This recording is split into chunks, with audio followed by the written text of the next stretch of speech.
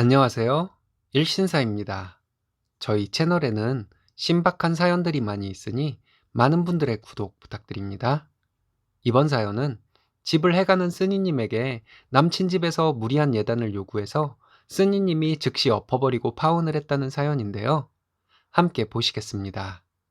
안녕하세요. 결혼 준비하다가 결혼 상대 쪽에서 너무 황당한 얘기를 하는 바람에 파혼하게 된 30대 여자입니다. 남친은 저와 동갑이고 대기업 사원입니다. 저는 프리랜서로 한 달에 150 전후로 법니다. 좀 느슨하게 일을 해서 그렇고 주 5일 열심히 일하면 세후 250 정도 벌 수 있습니다. 제 명의로 아파트가 있어서 제가 그동안 모은 돈은 따로 드리지 않고 저는 집을 하기로 얘기가 되었습니다. 남자 쪽은 대기업 사원이라 소득이 높긴 합니다. 제가 집을 해가고 남자 쪽에서는 혼수해오기로 했고요.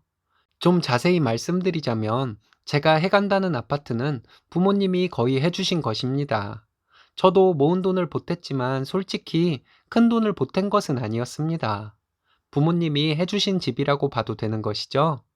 남친 쪽에서 해온다는 혼수도 무리한 것은 아니었고 적당히 필요한 가정 가구를 넣고 살면서 필요한 것이 생기면 그때그때 채워 넣자고 얘기가 되어 있었어요. 낭비 없이 불필요한 것은 하지 말고 넉넉한 상태로 시작하자고 얘기가 되었는데 남친 쪽에서 개혼이라고 예단, 예물, 친척들 이불 등 전부 요구해서 많이 당황스러웠습니다. 어른들 앞이라고 해서 제 생각을 말 못하는 편은 아니라서 제가 집해오는데 이렇게 요구하시는 것은 아니지 않냐고 말씀드렸더니 집은 집이고 받을 것은 받아야겠다고 하셨습니다. 그러더니 남친 어머니는 저에게 아들이 벌어다 줄 돈 쓰며 살 텐데 장기적으로 보면 큰 차이 없지 않냐고 하셨어요. 이 말 들으니 눈앞이 캄캄하더라고요. 당황한 마음 가라앉히고 말씀드렸습니다. 그럼 저의 아파트는 월세 주고 제가 혼수를 할 것이고 예단 예물 말씀하신 것들 전부 할 테니 남친 쪽에서 집 해달라고 했습니다. 무슨 결혼을 꼭 똑같이 하려고 하냐면서 결혼에 그렇게 계산기 두드리는 거 아니라고 하시더니 버릇없다고 하시는데 할 말을 잃었네요. 제가 계산기 두드린 것인가요? 너무 당황스러운 상황에서도 여기서 할 말 못하면 안 된다는 생각이 들어서 말씀드렸어요. 집은 집대로 내가 하는데 예단이나 예물 같은 것은 다 해오라고 하시는 것이 너무 말이 안 돼서 저절로 계산기를 두드리게 되었다고 말했습니다. 남친 어머니는 아무래도 주변 보는 눈이 있으니 그 정도는 해와야 하는 것이 아니겠냐고 하시더군요. 그때부터 이 결혼 불가능하다고 생각하고 말했습니다. 그럼 내가 요구하시는 것을 다 한다고 치고 내가 집까지 해오면 너무 차이 나는 것이 아니냐고 따졌더니 남친 돈 많이 버니까 길게 생각하라고 하더군요.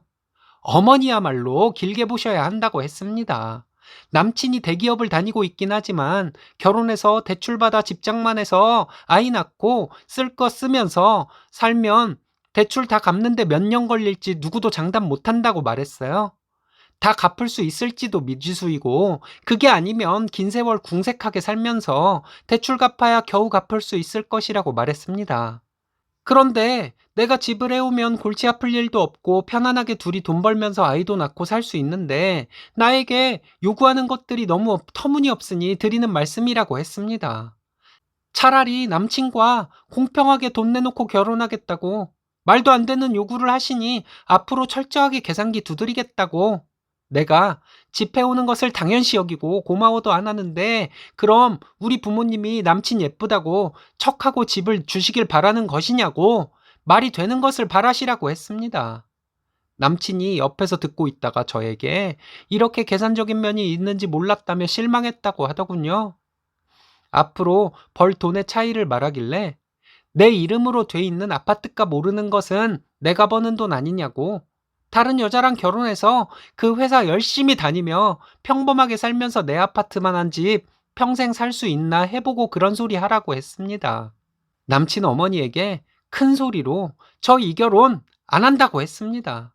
우리 부모님 소중한 돈 날로 먹으려는 심보를 가진 남자랑 결혼해서 우리 가족들 평생 속상하게 할 수는 없지 않겠냐고 말하고 일어났습니다.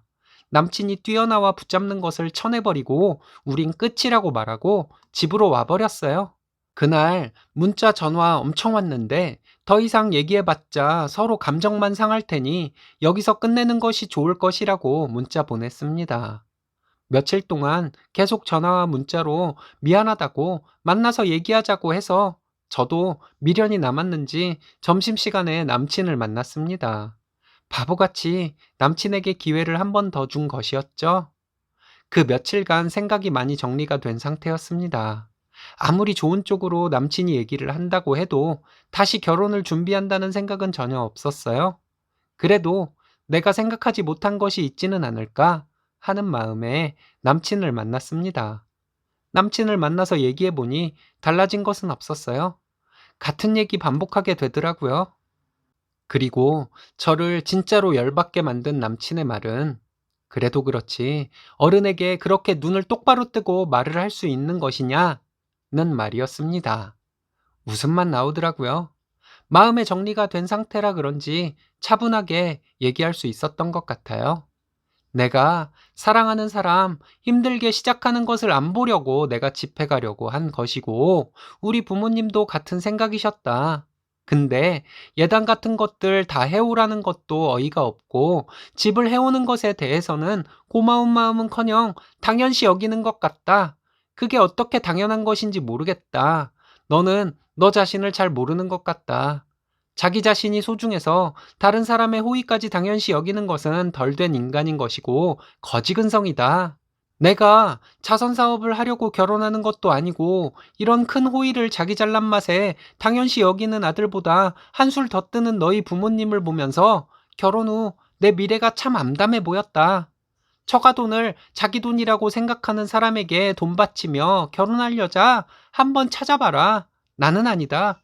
그리고 너네 어머니는 이제 나랑 상관없는 사람이니까 밤낮으로 전화하는 것은 예의가 아니라고 전해줘라. 이렇게 따다다 얘기했습니다. 이날도 남친 정말 개소리 많이 했는데 다 적기도 귀찮네요. 그냥 남친의 말에 요지는 좋게 좋게 결혼하면 되는 것이지 않냐고 그렇게 이것저것 따지고 결혼해야겠냐는 말이었어요. 어머니와 남친이 하는 말이 하도 어이가 없어서 따지게 된 것이라고 말해도 좀처럼 못 알아듣더라고요. 결국은 자기 잘났다는 것이 아닐까 해요.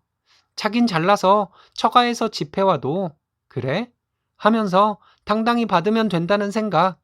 정말 너네 거지들이라고 남친 면전에다 대고 말하고 싶었는데 겨우 참았네요. 꽤 오랜 기간 연애를 했고 결혼까지 생각한 첫 남자였는데 이제야 본 모습을 보게 된 것 같습니다. 제가 사람 보는 눈이 별로라는 것을 탓해야지 누굴 탓하겠어요. 정이란 것이 뭔지 잠시나마 미련을 가졌던 멍청한 제 자신이 한심스럽습니다. 제가 잘못 생각하고 있는 것이 있으면 말씀해 주세요. 한동안 멍하게 지내겠지만 많은 분들께서 조언이든 질책이든 댓글 남겨주시면 잘 읽어보고 참고해서 같은 실수 안 하려 노력할 생각입니다. 감사합니다. 쓰니님이 남친과 남친 부모님께 한 말들 구구절절 옳은 말씀인 것 같은데요. 남친네가 거짓대들이고요. 장하십니다. 정말 잘하셨어요. 이번 사연은 아들 결혼한다고 우울증 걸릴 것 같다는 예비시모, 그 말에 동조하던 예비신랑에게 시원하게 파혼을 선언했다는 여자분의 사연인데요. 함께 보시겠습니다. 안녕하세요. 얼마 전 파혼을 했습니다. 시원하기만 하네요.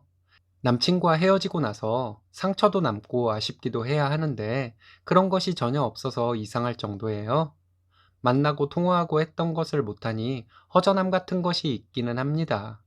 남친과 연애 기간은 4년이었습니다. 얼마 전까지 식장과 웨딩 촬영 등을 알아보면서 정신없는 시간을 보냈어요. 저는 20대 후반이고 남친은 30대 초반입니다. 저는 아직 결혼에 대한 생각이 없었는데 남친 부모님이 작년부터 결혼을 서두르셔서 결혼 준비를 했던 것이었어요. 남친과 헤어지는 것은 자신이 없었는데 제가 원하던 결혼이 아니고 결혼 준비를 하면서 남친과 남친 어머니의 본 모습을 보게 되니 전혀 행복하지가 않았습니다. 결혼 준비를 하면서 힘들기는 해도 결혼에 대한 설레임이 어느 정도는 있어야 하잖아요. 저는 걱정만 앞서고 두렵기만 했습니다. 남친은 바람기가 있거나 한 사람도 아니었고, 하는 행동으로 봐서는 결혼 후에 가정적이고 성실하고 책임감도 있는 사람이 될 것 같은 사람이었습니다. 제 주위에서도 남친을 보고 괜찮은 남편감이라고 말하는 경우가 많았고요. 그런 장점은 겉모습만 봤을 때 보이는 것들이고, 사실 남친은 누나가 많은 집에서 자란 막내이자 외아들이라서 그런지 자기 고집이 강하고, 한번 고집을 부리기 시작하면 설득이나 대화가 통하지 않는 사람이었습니다.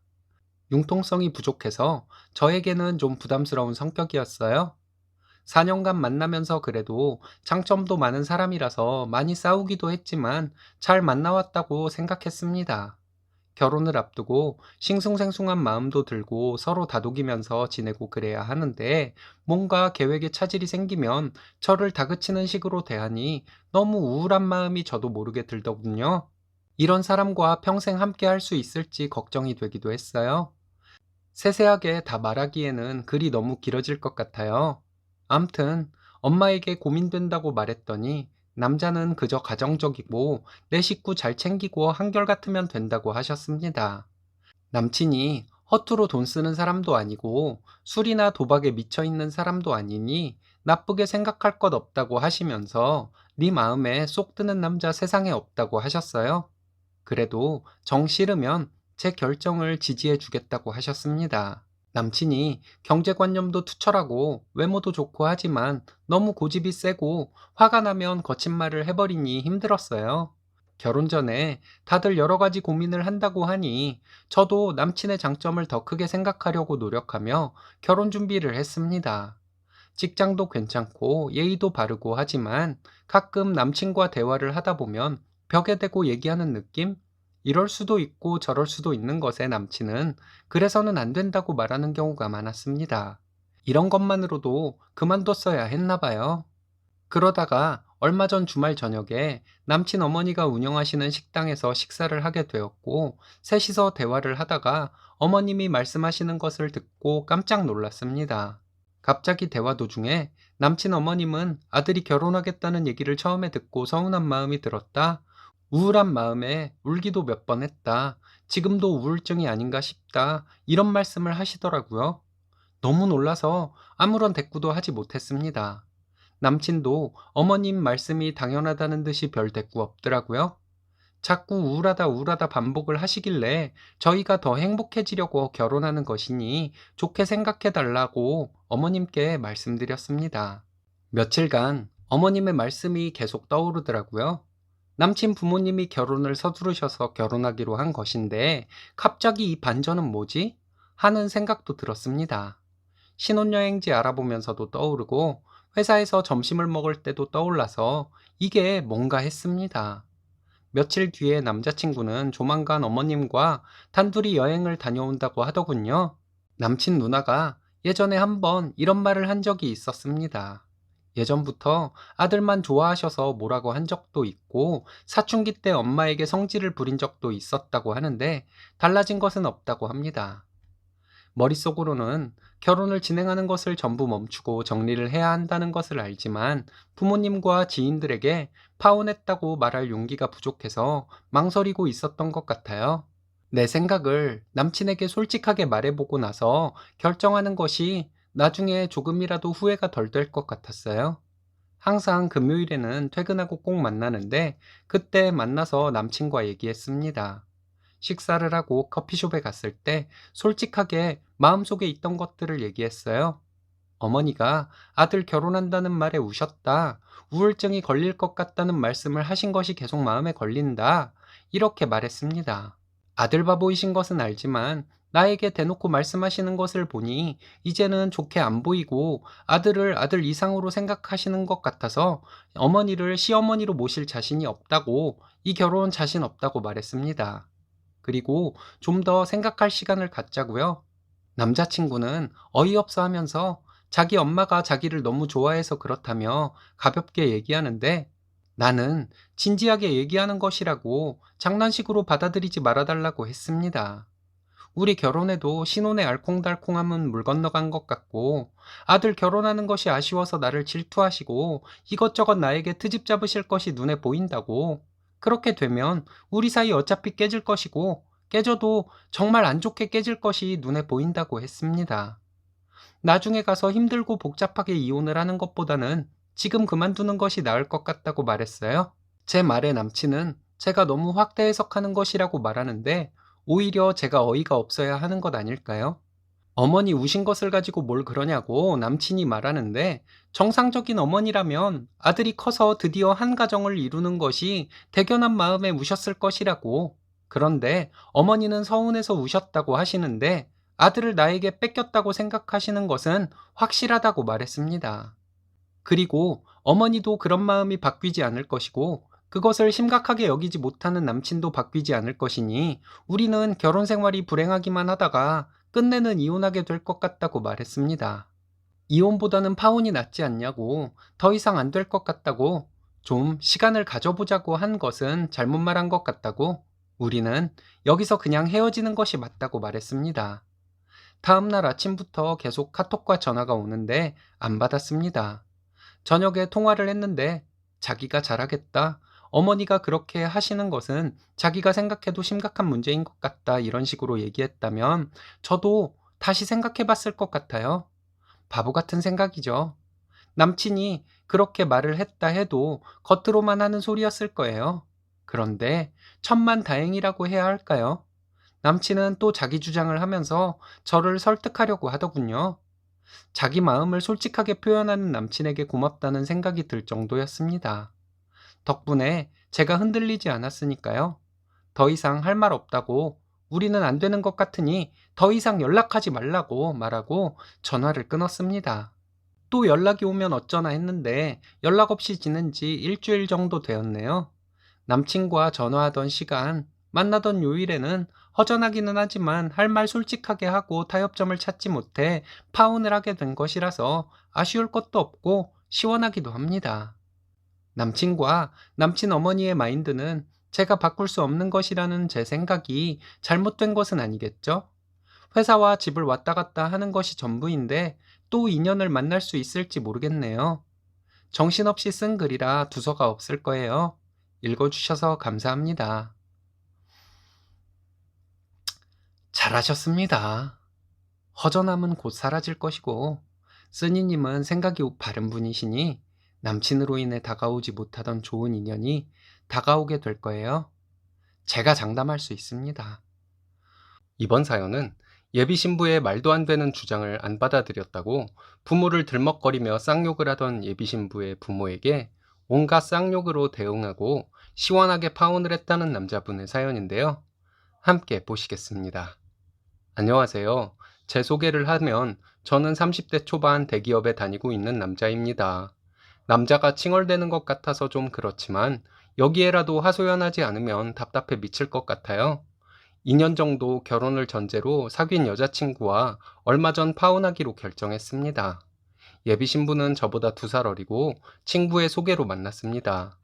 예전에 여자를 사귈 때는 별 생각 없이 사귀곤 했었는데 결혼할 나이가 되니 무의식 중에 결혼을 전제로 만남을 갖게 되더군요.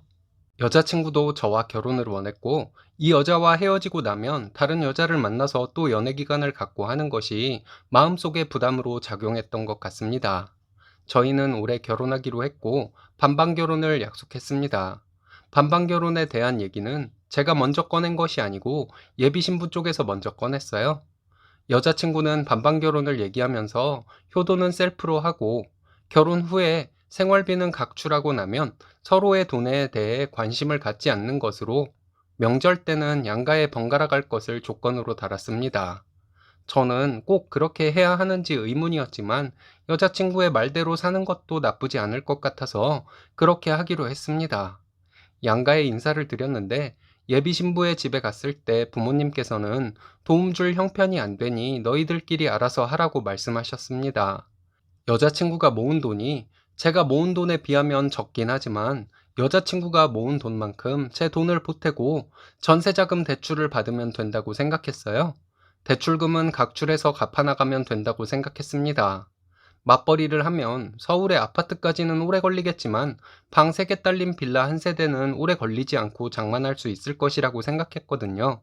저희 집에 예비 신부가 인사를 왔을 때는 저희 부모님께서 저희의 계획을 들으시고 굳이 그렇게 힘들게 시작하지 말라고 하시면서 집을 해주시겠다고 하셨습니다.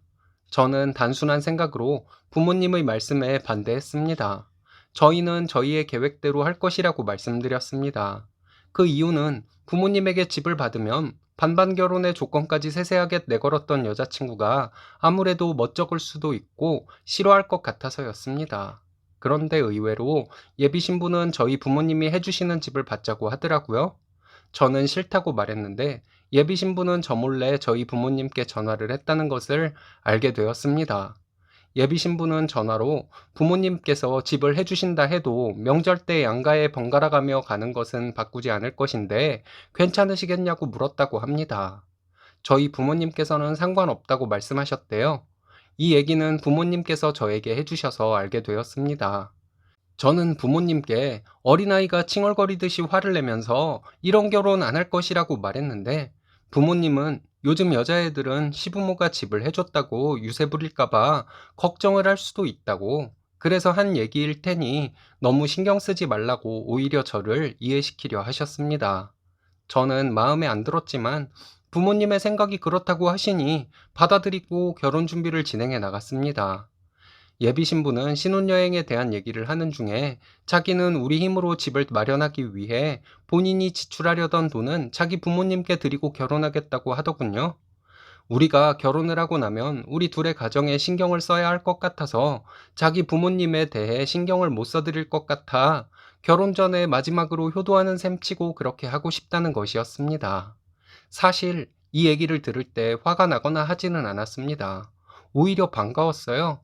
저도 결혼식과 신혼여행 등에 제가 내야 하는 돈을 제외하고 부모님께 드릴 수 있게 되어서 좋았습니다. 그래서 이런 제 마음을 예비 신부에게 말했고, 나도 우리 서로 결혼 전에 양가에 그렇게 효도하는 것을 찬성한다고 말했습니다. 그런데 여기서 여자친구의 내로남불이 시작되더군요. 제가 모은 돈을 저희 부모님께 다 드리면 신혼여행도 더 좋은 곳으로 못 가게 될 것이고, 드레스와 턱시도도 더 좋은 것을 할 수 있는데 그렇게 하지 못하게 될 것이고, 신혼집에 들어갈 살림들도 더 좋은 것들로 장만하지 못하게 될 것이라고 하더니, 결혼하고 나면 우리가 예상하지 못했던 곳에 돈이 들어갈 일이 생길 수도 있는데 제가 부모님께 돈을 드리는 것은 안 된다고 반대를 하는 것이었습니다. 여기서부터 가슴이 답답하고 화가 나더군요. 너는 되고 나는 안 되는 것이냐고 했더니 여자친구가 하는 말이 저희 집은 그 돈 안 들여도 넉넉하지만 자기네 집은 그렇지 않다고 하더군요. 저는 예비 신부에게 너가 내걸었던 반반 결혼에 대한 조건들을 나는 다 수용했는데 본인이 말한 것을 본인이 뒤집는 행동을 하고도 당당할 수 있는 것이냐고 물었고, 이 일로 다툼이 시작되어 일주일간 연락을 하지 않았습니다. 여자친구도 저에게 연락하지 않았고요. 이런 일이 있고 나니 부정적인 생각만 들어서 그런지 여자친구가 연애 기간에 했던 행동들 중에서 이기적인 것들이 자꾸 떠오르더라고요. 그리고 일주일 뒤에 여자친구에게 전화가 왔습니다. 이런저런 얘기를 하다가 여자친구는 자기 부모님과 함께 만나서 얘기를 해보자고 하길래 그러자고 했습니다. 그날이 평일이라서 퇴근 후에 약속 장소로 갔더니 여자친구의 부모님은 저를 보자마자 대뜸 어른들을 기다리게 했다고 화를 내시더군요. 속으로 저를 기죽이려 하시는구나 했습니다. 그러고 나서 하시는 말씀을 들어보니 여자친구의 말과 같은 말씀을 하셨습니다. 공평하게 반반 결혼을 주장했던 것은 여자친구였고, 우리 부모님이 집을 해주시면서도 며느리 도리 같은 것은 전혀 바라지 않으시는데 이건 아니라고 생각한다 말씀드렸습니다. 그랬더니 여자친구 아버지는 본인이 그렇게 하라고 딸에게 말한 것이라고 하시면서 본인 말대로 하라고 했습니다. 어른 말 들어서 손해보는 경우 없다고 하시더군요. 그러면서 저에게 너만 받아들이면 모두가 행복할 것이라고 하시는데 이제는 더 이상 볼 것도 없다는 생각이었습니다. 여자친구가 앞뒤 안 맞는 소리를 하는 것이 저런 부모님한테서 자라서 그렇구나 하는 생각이 들고, 연애 기간 동안 여자친구가 보여준 이기적인 행동들이 왜 나온 것인지 순간 전부 퍼즐이 맞춰지는 듯 이해가 갔습니다. 저는 이 결혼 안 하겠다고 말했습니다. 여자친구가 말도 안 되는 소리를 한 것이라면 몰라서 그럴 수도 있다고 생각할 수도 있지만 부모님이 시켜서 한 것이라면 여자친구는 평생 바뀌지 않을 사람이라서 더 큰 문제이기 때문에 결혼할 수 없다고 말했습니다. 그랬더니 여자친구 부모님은 개새끼, 소새끼 등 온갖 쌍욕을 하더군요. 그 자리에서 일어나서 나오려고 했더니 저희 부모님까지 들먹거리며 욕을 했습니다. 저도 욕과 비속어를 섞어가면서 그분들이 했던 말들을 그대로 돌려주었습니다. 주고받은 쌍욕들은 읽으시는 분들 기분 상하실까봐 세세히 적지는 않겠습니다. 어쨌든 저는 그분들이 저에게 욕하는 것을 멈출 때까지 욕과 막말을 섞어서 인신공격을 했습니다. 마지막에 저는 내가 실수로 이런 거지들과 우리 부모님이 사돈을 맺게 할 뻔했다고, 우리가 결혼했으면 수준 차이로 분명히 이혼하게 되었을 것이라고, 250 받으면서 회사에는 매일 아침부터 저녁까지 충성하는 사람이 몇 억짜리 집을 해주는 우리 부모님한테는 시댁에 아무것도 하지 않을 테니 그리 알라고 통보했을 때부터 이 결혼 엎었어야 했는데 너무 늦은 감이 있다고 말하고 일어나서 나왔습니다. 그날 저녁에 여자친구가 전화를 했는데 받지 않았습니다. 저에게 예의가 없다고 비난하는 톡을 한참 보내더니 며칠 뒤에 톡으로 자기가 잘못 생각한 것 같다면서 제 뜻을 수용할 테니 결혼을 다시 진행하자고 하더라고요. 저는 답장에 너는 네 부모에게 그렇게 대놓고 쌍욕을 한 사람이랑 결혼하고 싶냐? 네 능력으로는 집 해준다는 시댁 앞으로 못 만날 것 같아서 이러지? 이렇게 적었습니다. 여자친구 부모님의 막말과 욕설에 아무 대꾸 없이 왔다면 화가 풀리지 않았을 것 같지만 그대로 돌려줬으니 시원하다는 생각도 듭니다. 저는 어리고 그쪽은 저보다 어른이니 서로 막말을 주고받으면 더 기분 나쁜 쪽은 그쪽이겠죠? 그렇기도 하지만 그래도 어른에게 그렇게 쌍욕을 섞어 막말을 한 것이 마음에 걸리기도 합니다. 답답한 마음에 창피해서 어디에 말할 곳도 없어 여기에 하소연하고 갑니다. 긴 글 읽어주셔서 감사합니다. 돈 욕심에 예비사위에게 부모까지 들먹거리는 사람들은 욕을 먹어도 됩니다. 잘하신 것 같아요. 기세도 있고 집안도 좋으니 좋은 여자분 만나실 거라 생각합니다. 화이팅 하세요. 이번 사연은 예비시부의 집착과 종교 강요, 자기 식구를 편드는 예랑에게 사이다 발언과 함께 시원하게 파혼을 했다는 여자분의 사연인데요. 함께 보시겠습니다. 안녕하세요. 얼마 전까지 깊은 고민이 있었습니다. 긴 고민 끝에 해결이 되어서 시원하기는 한데 제가 좀 너무한 것이 아닌가 하는 생각이 들기도 해서 이렇게 글을 보냅니다. 많은 분들께 판단을 맡기고 싶어서요. 저는 20대 후반이에요. 남친과는 2년 정도 사귀고 결혼을 전제로 만나고 있었습니다. 저희는 사귀기 전부터 오랫동안 알고 지냈었고 사귀기로 했을 때는 가볍게 만날 생각은 아니었습니다. 그래서 저희는 일찍부터 양가 부모님께 인사도 드리고 그랬습니다. 며느리 사랑은 시아버지라고 남친 아버지께서는 처음에 저를 보았을 때 저를 굉장히 예뻐하셨습니다. 너무 마음에 든다고 하셨고 저도 스타일이 어른들을 어려워하거나 어른들 앞에서 주눅들거나 하는 사람이 아니라서 남친 아버지를 편하게 대했더니 더 좋아하셨습니다. 남친과 남친 동생은 둘 다 과묵한 남자들이라서 더 그랬던 것 같기도 합니다. 양가에 인사를 드리고 나서 한 달 정도 지났을 때부터 남친 아버지께서 문자도 자주 보내시고 전화도 자주 하셨습니다. 전화는 거의 매일 하셨고 문자와 카톡도 자주 하셨어요. 처음에는 그저 저를 예뻐해 주시고 좋게 봐주시니 그것이 감사했습니다. 남친과 헤어졌지만 지금도 감사한 마음에는 변함없어요. 그런데 점점 시간이 지날수록 조금씩 알게 모르게 부담이 느껴지기 시작하더니 나중에는 크게 부담이 가더라고요. 주변에서 시댁이랑은 결혼 전에 되도록이면 왕래하지 않는 것이 좋다고들 하던데 저는 이미 결혼해서 며느리가 된 기분이 들었습니다. 서로에게 부담을 주지 않는 시부모님과 며느리 사이라면 얼마나 좋았을까요?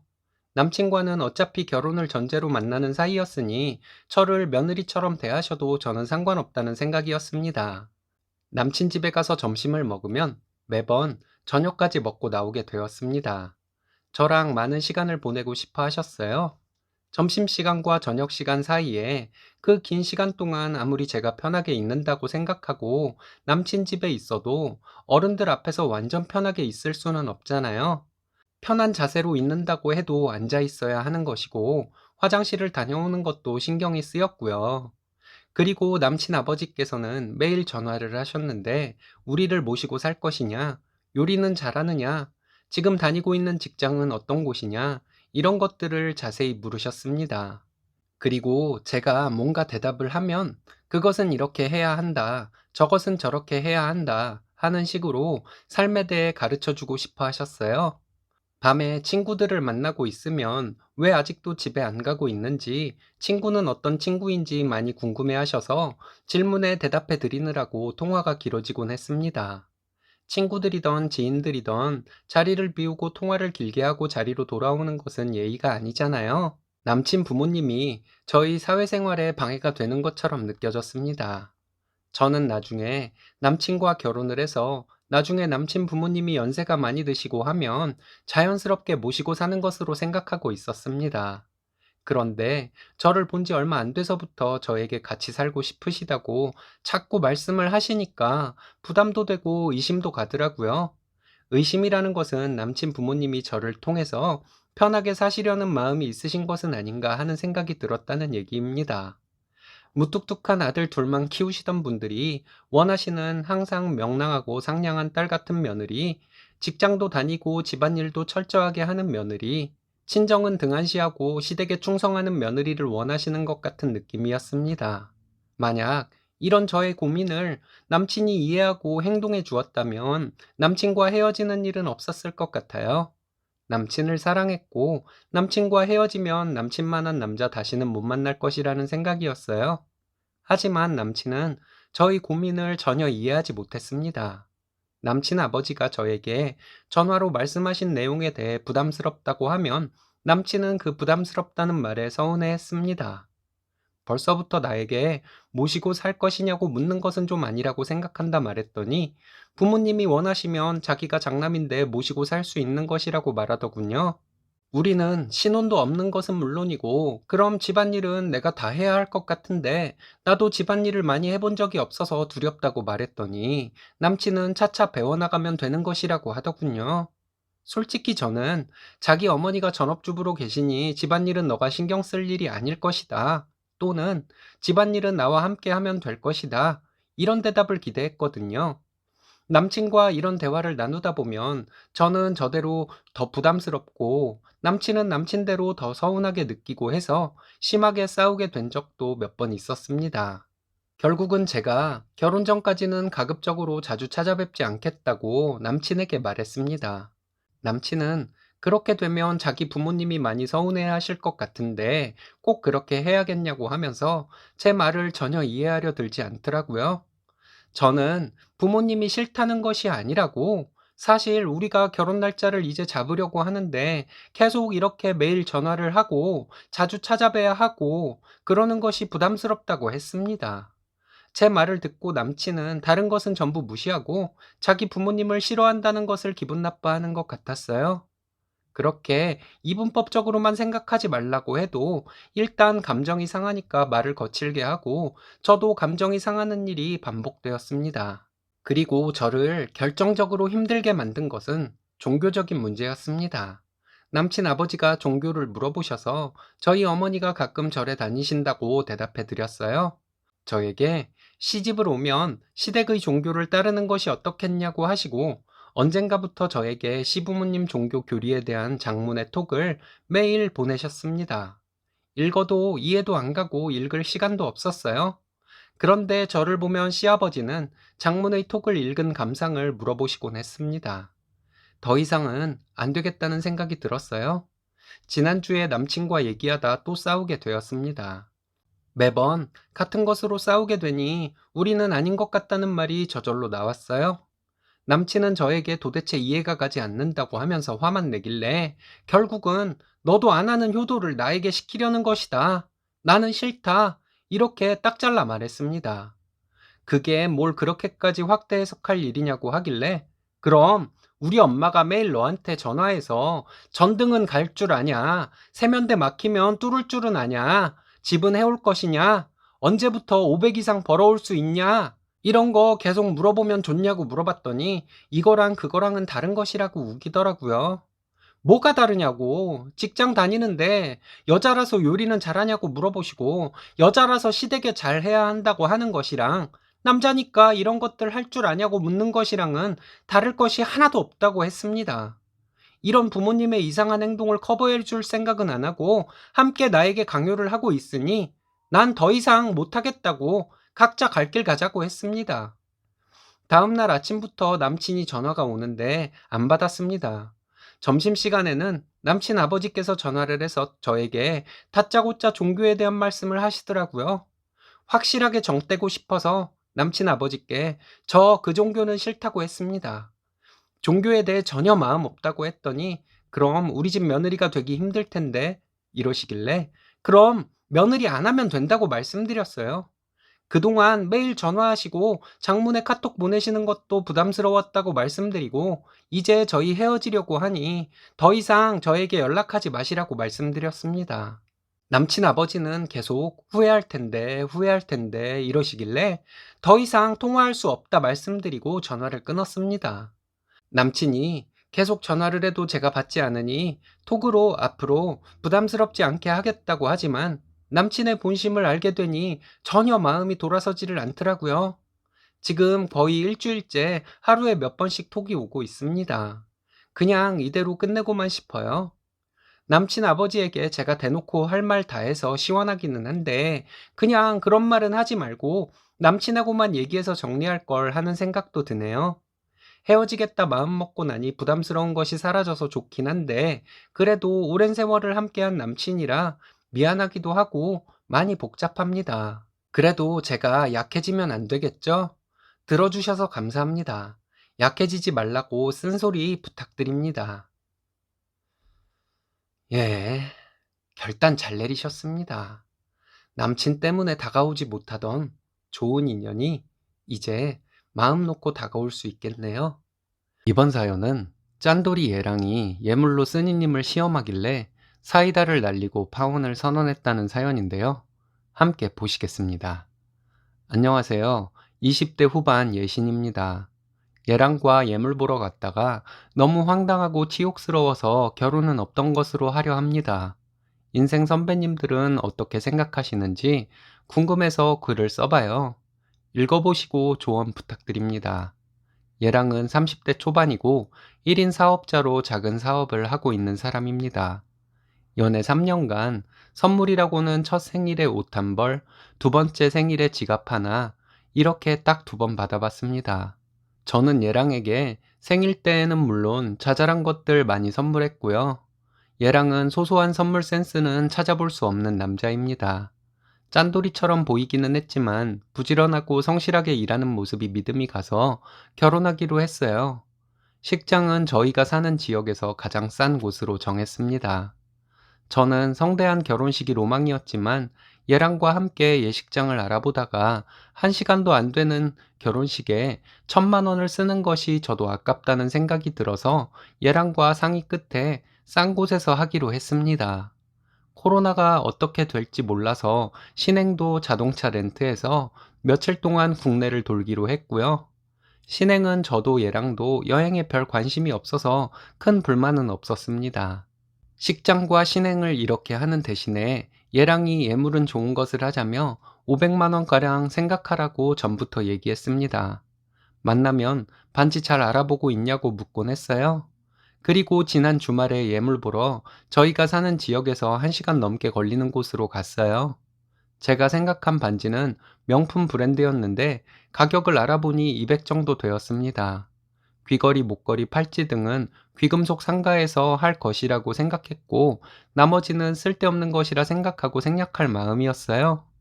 백화점에 가서 반지를 실물로 보니까 가격만큼은 안 돼 보이긴 했는데 얘랑이 반지 하나 보더니 바로 백화점에서 나와서 택시 타고 귀금속 상가로 가자고 했습니다. 그렇게 하루 종일 귀금속 상가를 돌아다니며 발품 팔아서 삼부 다이아 반지, 큐빅 목걸이, 귀걸이, 팔찌, 를 300 정도에 계약했어요. 돌아다니면서 명품은 이름값이다 뭐다 하더니만 까르띠에 짝퉁을 결혼 반지로 고른 것이었습니다. 이때까지도 저는 기분 상하거나 하지는 않았어요. 여기저기 다녀봤지만 디자인이나 다이아는 비슷해서 그냥 마음에 드는 다이아 반지 싸게 구입하는 것이 좋았습니다. 귀금속 상가에서 계약서 작성하고 다음날 이체하기로 한 다음 차를 가지러 백화점으로 갔어요.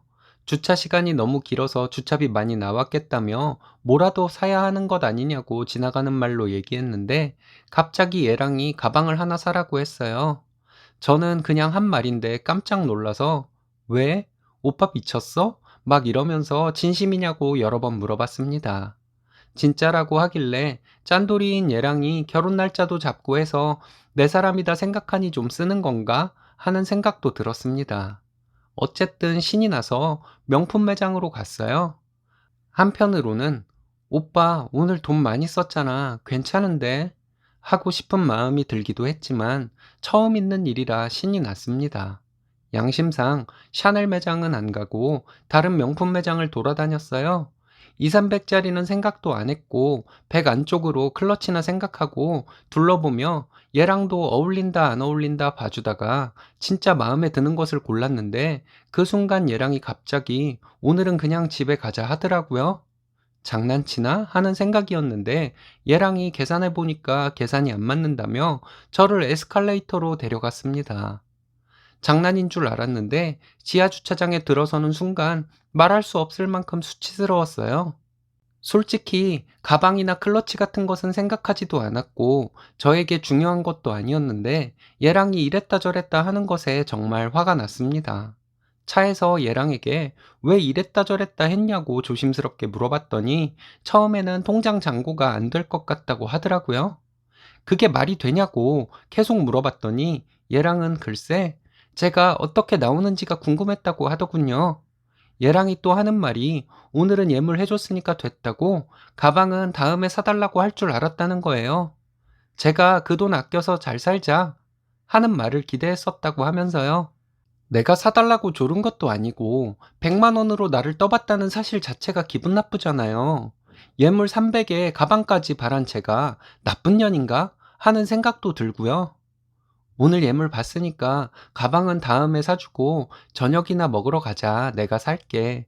이랬어야 얘랑의 시험에 통과하는 것이었나요? 참고로 양가 도움 일체 없고 집도 전세대출 최대한 받아서 장만하는 것이고 시댁에서는 체면상 친척들에게 이불은 해야 한다고 해서 이불 11채 했고 저희 집엔 아무것도 없었습니다.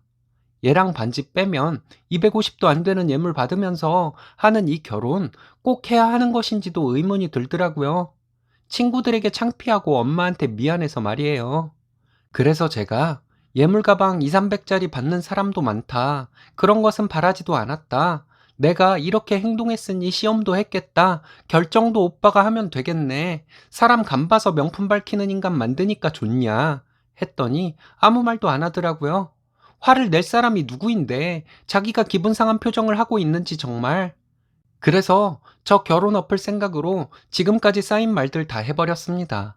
우리 결론적으로 예식장 신혼여행은 가장 싼 곳으로 했고 집값은 거의 대출이고 예물 반지는 오빠 말로만 비싼 것으로 하라고 하고는 결국 이미테이션 반지이고 가방도 사줄 것처럼 골라보라 하더니 날 시험한 것이었고 그런 사람이 예단 요구할 것은 다 요구했다. 오빤 말만 뻔지르르하게 하고는 정작 해준 것은 없으면서 나를 사치하는 여자인지 시험을 하는 것이 말이 되냐? 이렇게 막 쏘아붙였어요. 변명이든 뭐든 해줬으면 좋겠는데 무표정으로 운전만 하고 있더라고요. 더 화가 나서 나 남편에게 이런 대접 받고 살고 싶지 않다. 오빠가 결혼 전부터 이런 식인데 결혼해봐라. 돈 벌어다 줄 때마다 나를 간보고 눈치 보게 만들지 않겠냐. 사람 일은 몰라서 아이 낳고 내가 전업이 될 수도 있는데 아이랑 살면서 생활비 모자른 듯하게 주고도 남을 사람인데 아이와 내가 비참하게 될 것 같아. 이 결혼 없었던 것으로 하고 싶다. 이렇게 얘기했습니다. 얘랑은 갑자기 말 진짜 그렇게 할래? 이러는 거예요. 내가 못할 말 했냐고. 나 당장 여기서 내려달라고. 우린 여기서 끝이라고 하고 차에서 내려서 택시 타고 집에 왔어요. 그날부터 얘랑에게 전화가 몇 번 왔지만 안 받았습니다. 그리고 이제 끝이라고 문자 보냈어요. 부모님께도 다 얘기했고 아빠도 화가 많이 나셔서 당장 그만두라고 하시고 엄마는 화는 안 내셨지만 그런 결혼하면 엄마 많이 속상할 것 같다고 하셨습니다. 확실히 파혼하기로 마음을 굳혔지만 3년이라는 연애 기간이 있어서 조금 흔들리기도 하는데 제가 정신 차리도록 무슨 말이라도 해주셨으면 해요. 이런 대접 받으면서 결혼하는 것은 정말 아닌 거죠. 친구들에게는 진짜 창피해서 말할 수도 없고 해서 여러분들께 하소연합니다. 인생 선배님들 조언 부탁드려요. 욕심 없고 선하신 분 같은데 그런 남친과 연애하는 3년간 훨씬 좋은 남자들 많이 지나쳐 보냈겠어요. 쓰니님 의지대로 밀고 나가셨으면 좋겠네요. 오늘의 사연은 여기까지입니다. 재밌으셨다면 좋아요, 구독 부탁드려요. 일신사는 여러분들의 사연으로 제작됩니다. 많은 사연 제보 바랍니다. 여러분들의 사연은 아래 메일 주소로 부탁드려요.